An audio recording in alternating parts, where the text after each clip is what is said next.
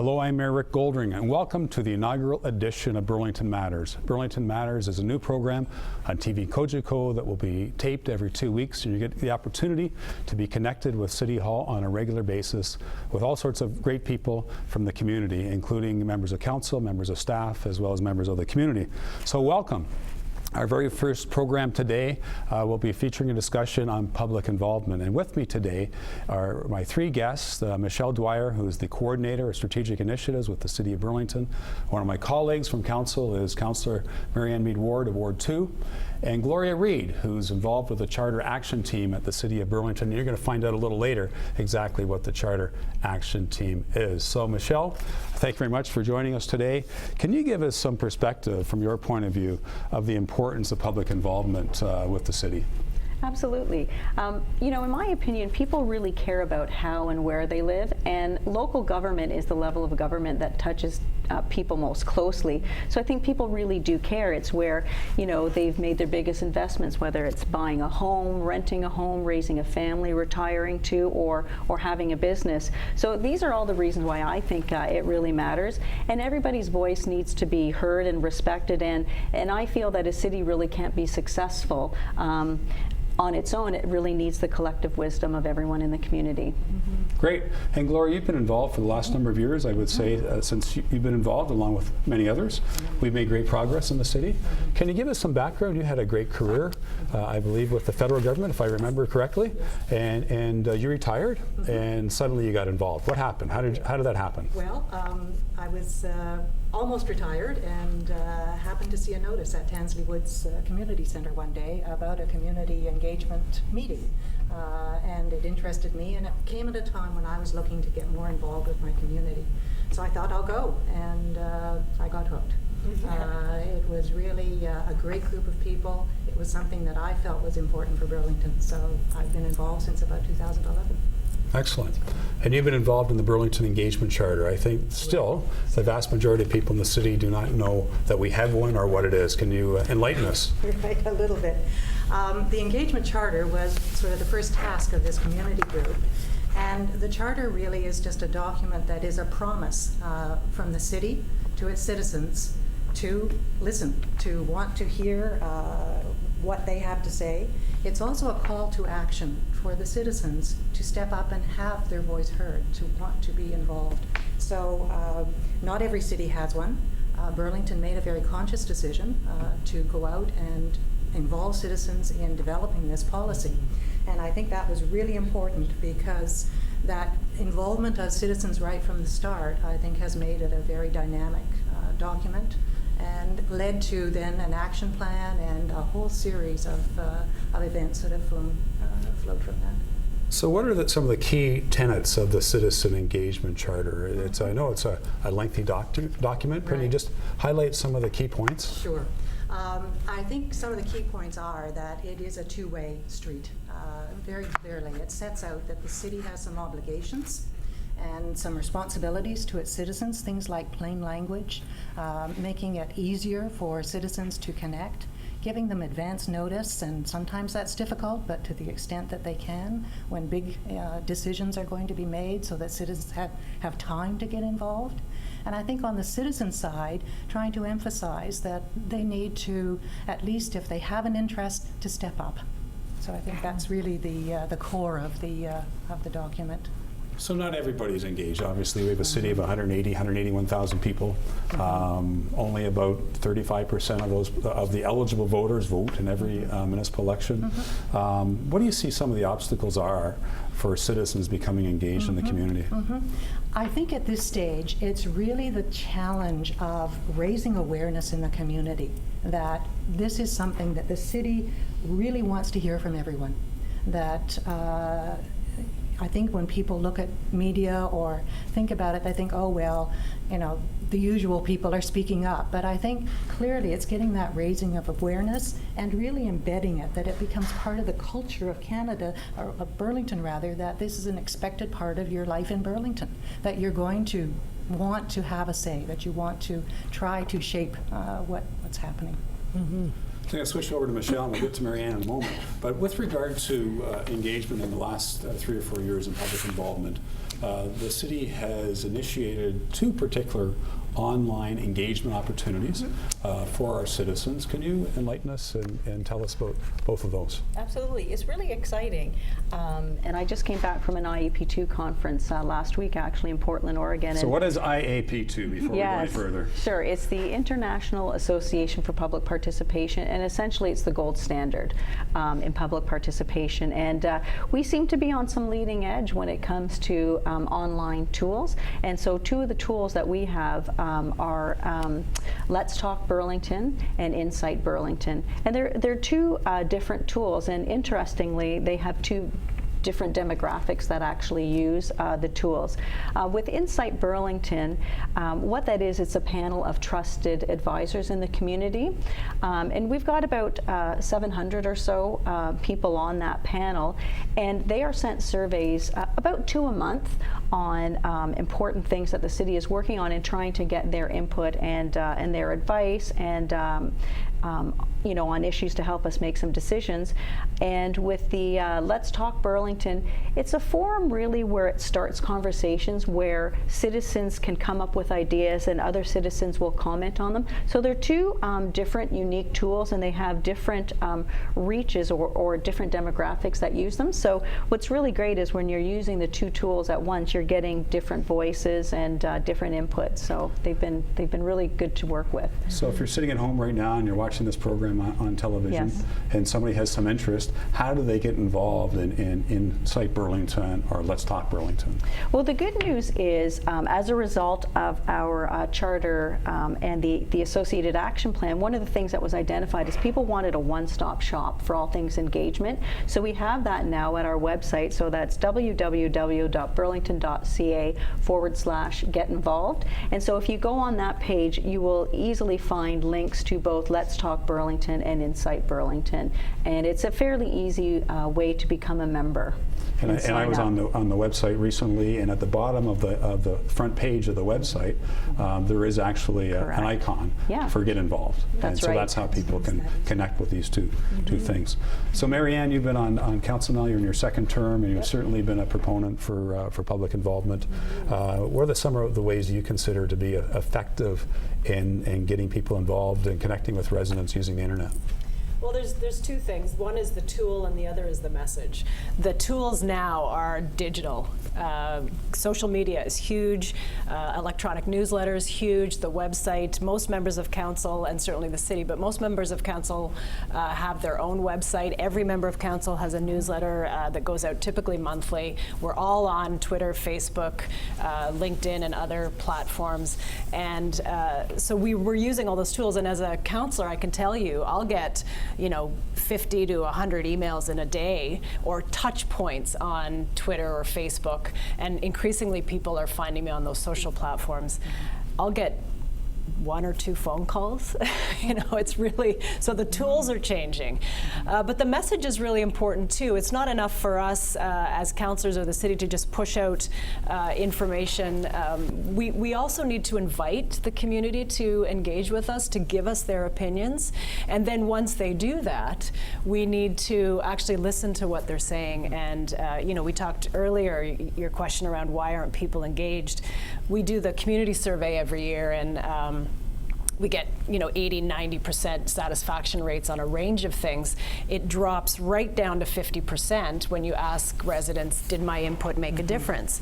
That's critical. That's a real wake-up call for us to listen to, because it's so out of whack with their satisfaction levels on everything else. And I can tell you many stories where public engagement made a difference for me, made me a better councillor, the input that I got, the information, the wealth of information in the community. So I think that's something we can do on our end. But it's not I like it's a two-way street, right? That is a key concept. Public engagement isn't a passive sport. You got to do something about it, and you got to care about it. And there is a role for the community to actually seek out some of that. We're easy to find. We're all over. We're online, all of us. I agree. We're going to be coming back very shortly with some more discussion about public involvement in the City of Burlington. We're going to take a quick break from Burlington Matters, and we'll be right back.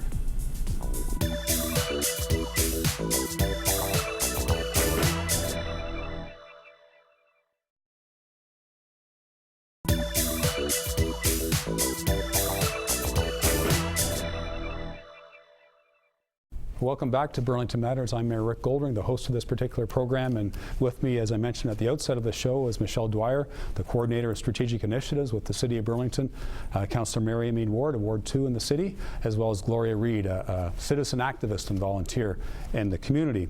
So we're talking about connecting with residents and getting input, and I must say that for me, it's very important that when you get when we get a response or we get some input from a resident, that we respond by saying, we heard you, we can't do anything about what we heard, or we heard you and we can take this action, but we have to complete it. You can't just leave it hanging. And I think that's very important. And sometimes it's challenging. We all get volumes of email and connections with people, but it's important that we make it clear that we heard what people had to say. Well, and you know, one of the things the city can do, we do actually, in many cases, use the input to shape the final outcome, but what we aren't as good at yet, and we're getting better, is telling people how that input shaped their decisions and letting them see from beginning to end, you told us this is what we did with it, and this was the outcome, and it's reflected right in the final decision. It doesn't always happen that way, and that's where some of the pinch points are on public engagement, but when we can tell that story, that you know, your input made a big difference. And I can tell you, without public engagement, I couldn't do my job. It's so critical. And there's a situation we have right now in Burlington where a developer is putting up signs advertising a development that has not been approved. And the residents are just beside themselves. And rightfully so. And rightfully so. And actually it's a fairly, you know, it's not the first time that we've had this. And so every time we ask our bylaw folks, can we do anything about it? They say, well, we don't seem to have the tools. Well, I put that out there in my newsletter and flooded with a wealth of information. Well, Oakville does this, and you know, if you looked at Hamilton, and you know, they're sending me links, and they know this because our community is engaged. They are out in other communities, and so I'm now looking at all of that research to see what we can bring to Burlington to address this issue. So that is collaborative government at its best. And I think of the committee meeting the other night where we had a discussion about coyotes, yes, and wildlife feeding. I thought residents had some great input. Incredible. To provide to us that we can wrestle with and analyze to see if there has any merit. But in any event, it's crucial. I agree with you. It's crucial. Michelle said at the outset that municipal government has the most impact on people's lives on a daily basis. And it's crucial that we have that connection in order to make sure that we're making the decisions that we should be making. So Michelle, 4 years ago you were involved in the strategic plan as the coordinator of strategic initiatives. You're involved in the development of this strategic plan for this term of council. 4 years ago we reached out and connected in a big way with the community, and we've done similar things this time. Can you elaborate? Sure. So we really changed the way we did things the last strategic plan, and the amount of engagement and when we did engagement. So we did engagement at the front end, in the middle, and again at the end. And we used some creative ideas such as using group workbooks, using community champions, those types of things. We did our first ever telephone town hall. And so what's different this time around is, so we have a similar philosophy that we've engaged the public at the very front end, using again the telephone survey, but we've also had two tools that we didn't have last time, and those are the online tools that we just spoke of. So we've utilized that. We've done outreach within the community. We've talked to some key opinion leaders, and we've again used that concept of our group workbooks where you know, people could have that discussion about helping us identify what the priorities are for citizens that we need to consider in the strategic plan, using, you know, that whole group workbook. And as well, we also engage staff, because about 50% of our staff also live in Burlington, and so we thought it was important to give them a voice as well. So we've tried to really have a very full engagement program on the strat plan. So Gloria, did you take the opportunity to get involved and provide some input in the strategic plan? I think 3 ways. Yes. And so the 3 ways were? I went online, right? Because I am part of the 2 communities, the online community, so put my voice forward there. I did do a group input twice.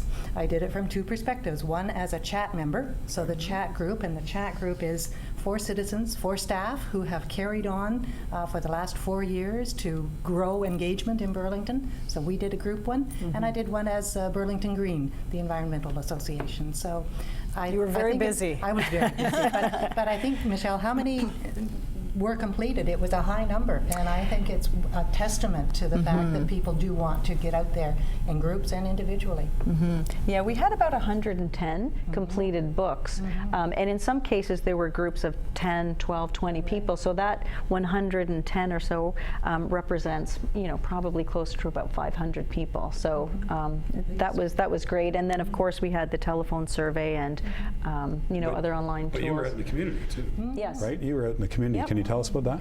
Yeah, so what we did was we have facilitators and ambassadors. So if you have like a book club, or it could even be more a formal type of club, like a sporting group or whatnot, we gave them the ability to either facilitate this whole group workbook exercise and then submit it a number of different ways. We tried to make it easy. Or we also offered them, you know, if you need assistance, we have ambassadors and facilitators who will go out into the community and help you, you know, to go through the workbook exercise. Great. So what's next with the strategic plan? So we are in the research phase, and we've considered all the points of engagement or involvement that we've had. So from the public, from key stakeholders, from staff, and obviously from council. And so we're working with a group to help us write the plan, and then we are convening again in October with council, and then a draft plan will happen, and then we will be going back out into the community in November for them to comment, and again, a variety of ways, both in person and online, to be able to comment on the draft plan, and we are again reaching back to those key opinion leaders as well. So, Marianne, Michelle mentioned earlier IAP2, and I know you know the stuff as well as anybody. So, can you talk about the continuum of engagement and from one end to the other? That's great. Well, before I was elected, I can tell you I'd been to a number of town hall meetings that were, to be kind, a train wreck. People came, they didn't know what they were there to talk about, they didn't know what we were, you know, and I'm not saying they're all in Burlington either, but there were meetings where everybody went home angry. It was just, everyone was shouting at each other, people felt disillusioned, they thought the fix was in, and particularly when you're talking about, most of them were around development applications that were controversial. And so I was watching that, and I'd been to many of those as a resident, and I thought, this isn't, like, nobody's feeling good here, you know. It's ugh. Why would I come out to a meeting and just watch people shout at each other, and we all go home and nobody heard? So I start. What you're saying is the context of the meeting wasn't set. That's at the right, beginning. and so yeah, absolutely. So at the beginning, at the beginning of every single one of my meetings, and those people that come to them all get, it sounds like a broken record, but at the beginning of every meeting, I talk about the continuum. So I tell them at the very beginning, here's the continuum. On the one hand, we're telling you what we're doing. We're not asking permission, we're just telling you. So an example of that is, we're going to pave your street. We're not going to ask you whether to do it, we're just doing it. But there's a value in us, that's a form of public engagement that's very valuable, because you need to know when your street's being paved so you can make other arrangements. You don't want to, you know, you want to have access to your driveway and so forth. At the farthest end of the continuum is, we turn the decision over to you. The best example of that is elections. We're in one right now. Most of what we do in public engagement at the city is in between those two extremes. And so at the beginning of every meeting, I tell people, are we here for me to just tell you what we're doing? So, because if you think that you're there to give input and you can somehow influence the decision, and then you find out you can't, that aggravates people, and that's where the train wreck happens. So that's been actually really effective, and it's effective especially on development applications, because I encourage developers to meet with the community before they even file. So you have a real chance to have input, and on those ones where it's been you know, we're doing this, and we're just set. We're going to do it. I let the residents know that, and so it's more of an information piece. So the important thing is clarity. At the beginning, Absolutely. you state, is this about providing simply information? That's right. Are we consulting and looking for a little bit of input? Or are we going to actually collaborate and work on coming up with a decision together? Or do we empower the community and have a referendum, for example? That's right. And you mentioned earlier, which I think is so important, closing the loop. So if it's one of those where we are actually seeking your input, we have to report back to you about how your input was used. So one of the best examples I can give is there was the Fairview development beside the GO station. That was already decided in terms of height and density at the Ontario Municipal Board before we had our meeting. And so I had to start the meeting saying, we're not going to talk about that. That's done. But the developer is actually looking for feedback on a range of items around amenities and some other things. And so we had that meeting. We did workshop tables. The public weighed in. And then we had a second meeting to report back. And there were something like 11 changes that we could point to. Here was the workshop material. Here's what you told us. And here's how it mattered. And it was a really nice closing of the loop. I try to do that every time. So we were talking about online connections with our residents.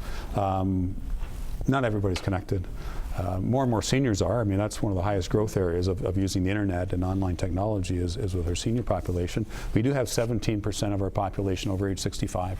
We do have 9,000 plus people over age 80, at least at the last census 4 years ago. And who knows what it's going to be in the next census in 2016.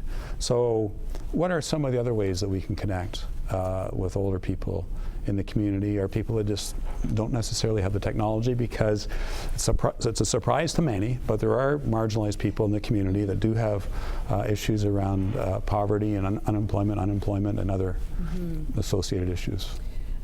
The Senior Center is a very active hub for seniors, and they can engage via the Senior Center, and they're always adding new programs there all of the time. We also have a Seniors Advisory Committee to Council, as you know, which gives fantastic insight. And of course, we always still have those, the combination of both high tech and high touch, so we do have a number of opportunities for the public to come out to meetings. And as well, there are avenues that seniors can use if they don't have the technology, such as at our library, our public libraries or whatnot, to be able to use those online tools. Because when I was doing some research, and the one thing that I found really interesting is, and I recognize and agree 100% that we do have pockets of poverty and inequity in our community, but the one thing that I found was really interesting was the vast majority of seniors are online and they're very internet savvy. And I think one of the areas that and we've talked about as a chat team is where we really, I think, need to up our game is with youth. And the busy commuters, and the working parents, and new immigrants and those types of folks. So I agree that we've got some work to do for sure with seniors, but I think we need to be a little bit more creative of trying to reach out to some other groups in the community as well. I'm just going to let you know that in about a month from now, I'm meeting with 10 millennials in our community. We're just going to have a generative discussion about how we can connect with them better and how we can tap in as to what their vision is for the future of City, because they are our future. That's fantastic. Absolutely. I have a great story. I know all members of council get invited to go to high school as the grade 10 civics class, and that's another way to engage. And one of the tasks that I give the students that I teach is by the end of the day, I want somebody from this class to connect with me. You can phone me, you can tweet me, whatever your platform is preferred, but you know how to reach me. I want somebody to connect with me, and every time they do. And so my very first term of council, I met a gentleman, and he tweeted me right away, and I remembered his handle, Will the Anaconda. And so it's very memorable. And hi, Will, if you're watching. But I was canvassing in the second election, so 4 years later, and knocked on his door and met him, because I didn't know which kid had that handle. And he was a voter. He was a voter now. He voted, and unlike his friends, and he's become an advocate for kids to get out and vote. And so it was terrific. So is that one of the next areas we see, Michelle, with regard to connecting with younger people, because a smaller percentage of younger people vote in any election. That's right. We do have another interesting thing. What Marianne just said made me think that we also have a grade 5 civics program where kids come in, they do a mock City Hall, and I know as one of the tour guides, I really try and push them to say, you don't have to be 18 to have your voice heard. There's a lot of ways that you can engage with your city to influence decisions conversations, because what we hope at the end of the day is this is going to be your city in the future.